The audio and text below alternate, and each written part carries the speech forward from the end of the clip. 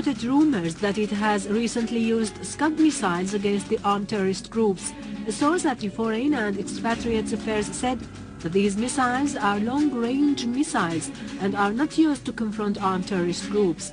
On the other hand, Syria expressed concern over the American postponement of the conference on establishing an area free of nuclear arms and mass destruction weapons in the Middle East that was scheduled to be held in Finland this month. Foreign and Expatriates Affairs said that America does not have the authority to take such decision by itself, adding that such step defends Israel that owns mass destruction weapons and threatens peace and security in the region. Russian Special Envoy for Mideastern Affairs, Deputy Foreign Minister Mikhail Bogdanov, has affirmed the need for the implementation of the Geneva Agreement to solve the Syrian crisis, reiterating his country's call for a new meeting to be held by the International Group of Action on Syria. Bogdanov criticized the role of the West and the Arab League in distorting Moscow's stand towards the crisis in Syria. Iranian Foreign Minister Ali Akbar Salehi has reiterated his country's stand, calling for the need to rapidly resort to dialogue instead of violence in order to solve the Syrian crisis. Salehi criticized at the same time the West's double-standard policy towards the region. He referred to earnest measures taken by Iran in this respect, the recent of which was the convention of the Syrian National Dialogue Conference in Tehran under the motto, "No to violence, yes to democracy."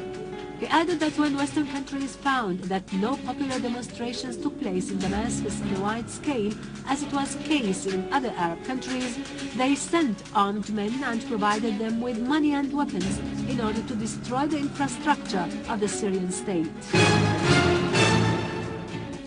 A car loaded with a large quantity of explosives planted by terrorists blew up in Ras al-Naba residential neighborhood near Mikhail Samaan School in Qatana in Damascus suburbs, killing and wounding a large number of citizens and causing material damage on the site of the explosion. A source at Martyred Khaled Saqqa Amini Hospital said the hospital received the bodies of 16 martyrs, including 7 children and a number of women. The source added that first aid was offered to 23 seriously wounded persons, the majority of whom were children and women. The terrorist explosion caused material damage to nearby cars, shops and residential buildings, as well as infrastructure. Terrorists blew up a car loaded with explosives in al-Mustawsaf district in Jdeidet al-Fadl in Damascus countryside, causing the martyrdom of a number of citizens and the injury of others, among them women and children. A source at Al-Muwasat Hospital said that the bodies of 8 martyrs, including 3 women and 2 girls who fell in the terrorist bombing in Jdeidet al-Fadl, were admitted to the hospital. The emergency department received 33 injured people, some of whom suffer from severe injuries, including women and children. Al-Nusra Front, affiliated to Al-Qaeda, announced in a statement its responsibility for the 3 terrorist bombings that targeted on Wednesday the building of the Ministry of Interior in Kafar Sousa neighborhood in Damascus. The death toll of the terrorist explosions that targeted the premises of the Ministry of Interior has risen to 5. Dozens of citizens were also injured. The blasts led to material damage in the building. In Damascus countryside, a unit from the Syrian Arab Army seized large quantities of weapons, including RPGs, from an armed terrorist group hideout near Khalid bin Walid Mosque in Hajjera city. Meanwhile, another unit destroyed a mortar launcher set in a farm at Al-Diabiyah city to target civilians and destroy public and private property. An army unit has targeted a terrorist gathering in Al-Muslimiyah in Aleppo suburbs. Several terrorists were killed and wounded.